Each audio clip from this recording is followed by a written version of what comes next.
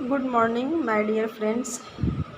अगर कोई भी व्यक्ति किसी तरीके से अपनी ज़िंदगी को बिता रहा है, अपना ज़िंदगी का जीवन यापन कर रहा है, तो कितना लोग होते हैं कितने लोग अपना घर का टाइम निकाल करके, घर का काम से टाइम निकाल करके, जेंट्स भी लेडीज़ भी जो भी टाइम निकाल करके दूसरे के बारे में चर्चा करते हैं जब भी टाइम मिलता है, दूसरे का मजाक उड़ाने के लिए।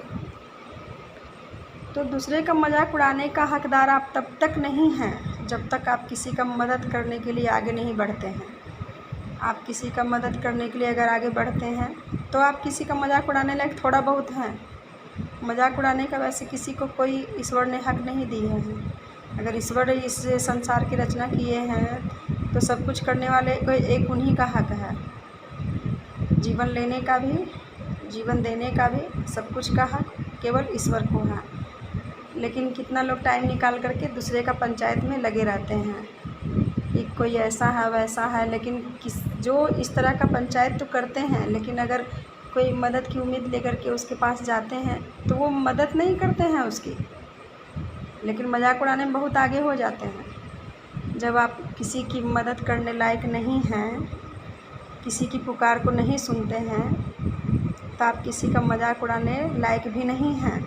आप खुद अपना गिरेबान में झांकिए। जिसको जो समझ में आया, जैसा रास्ता समझ में आया, वो ऐसा रास्ता अपनाया और वैसे ज़िंदगी काट रहा है। अगर वो कुछ भी गलत कर रहा है कोई व्यक्ति, तो अगर वो पकड़ा जाएगा तो उसे प्रशासन सज़ा देगी, पुलिस वाले उसे पकड़ करके ले जाएंगे, उसको पुलिस वाले सज़ा देंगे। अगर पुलिस से वो बच गया, नीचे में अगर धरती पर वो बच गया, तो ईश्वर का इंसाफ से वो कहीं नहीं जाएगा।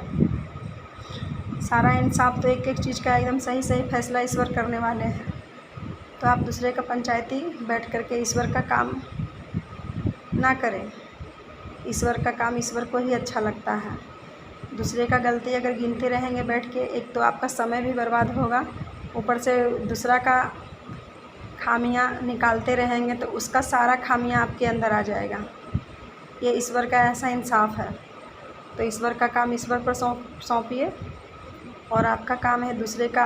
अगर आप सक्षम हैं तो किसी का मदद कर सकते हैं, उपकार कर सकते हैं, लेकिन मजाक उड़ाएंगे तो कभी ना कभी आप भी मजाक ज़रूर बनेंगे। तो दूसरे का पंचायती के लिए समय मत निकाल करके बैठा करें और दूसरे का बुराइयों को मत गिनते रहें। करना है तो कुछ अच्छा करिए ताकि पूरा दुनिया में भारत देश का नाम ऊंचा हो, अपने गली मोहल्लों का नाम ऊंचा हो, ताकि कोई भी व्यक्ति आपको बोले कि हाँ, जब भी वो कुछ भी बोलता है तो सही बात बोलता है, इंसाफ वाला बात बोलता है। ऐसा नहीं कि दूसरे का अच्छाई तो कभी नज़र नहीं आता है, केवल बुराई खोद खोद के निकालता है। ऐसा भी कोई ना कहे, ऐसा भी मत बनिए कि दूसरे का बुराई केवल खोद खोद के निकालने के लिए बैठ जाइए। अगर आप में क्षमता है किसी का साथ देने का, तब आप कुछ भी बोलने का हकदार हैं। अगर क्षमता नहीं है साथ देने का, तो अपना मुंह बंद रखिए और साइड रहिए। Thank you, thank you, thank